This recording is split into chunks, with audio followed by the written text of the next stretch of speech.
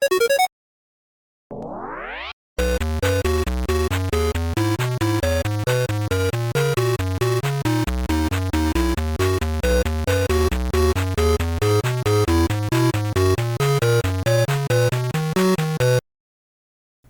up, everybody? In this video, we're going to explore how we can control a NeoPixel strip with the input of a button.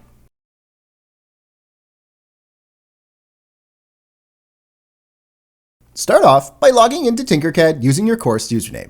Select Circuits in the menu under your designs. You will see our NeoPixel-AI generated code circuit that we made in the previous lesson. Hover over the circuit and click on the gear in the top right-hand corner. Select Duplicate. Click the name of our circuit in the top left corner and change the name to NeoPixel-AI generated code with input. Our circuit changed the animation every 10 seconds, but that meant we had to wait a long time to see all of the animations. Let's add a button to our circuit. Instead of waiting for 10 seconds, we will change the animation every time the button is pressed.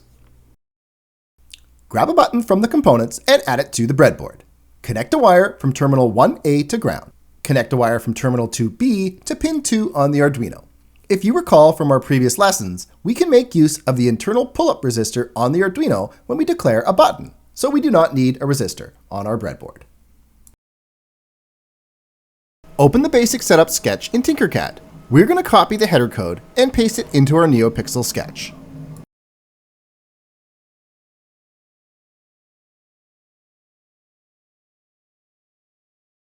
Click on the Code tab and ensure the text drop-down is selected. Fill out the information in the header of our code. Update the program name and description. The program name is NeoPixel-AI generated code with input, and the description is a sketch where we use AI to generate code to control a NeoPixel strip with a button. We could continue with our previous prompts, but I want to try something different. I want to give existing code to the AI and ask to make modifications in a new chat.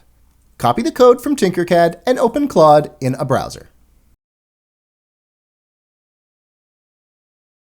Add the following prompt. Modify the pasted code.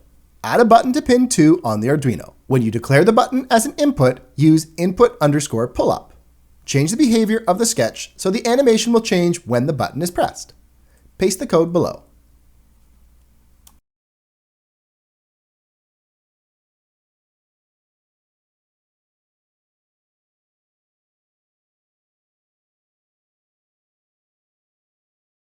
Copy the code from the AI into Tinkercad.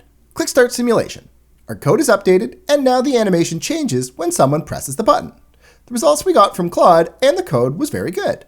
This is because we gave the AI a sketch that we knew worked properly, and specific instructions for how our circuit worked. Let's make a couple of modifications to the NeoPixel patterns. Let's remove some of the patterns that aren't displaying very well in Tinkercad and ask it to generate new animations that will randomly generate colors and pixels to turn on and off. Reply with a prompt, remove the 4 pulse functions, and create 2 new functions. Your prompt can be a little different to see what sort of results you get. Once the AI has generated the code, copy and paste it into Tinkercad.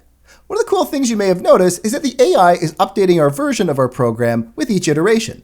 It is also updating the description and the author. Very cool. Click Start Simulation, and you should see the pulse animations are gone, and we have 2 new animations. Similar to our last lesson, the AI is writing code with some more advanced techniques. Let's ask for some more details about the random seed function that is reading from pin A0. Similar to writing non-blocking code using the Millis timing effect, using the random seed creates a more authentic randomness. You could continue to modify the code if you're unhappy with the random patterns you see. What we are starting to see here is how we can use AI to generate code much faster than we could on our own. It also gives us the ability to create multiple versions of code with the ability to test each for our own use. At the end of this video, you should be able to change the NeoPixel strip function displayed with a button and prompted AI with sample code.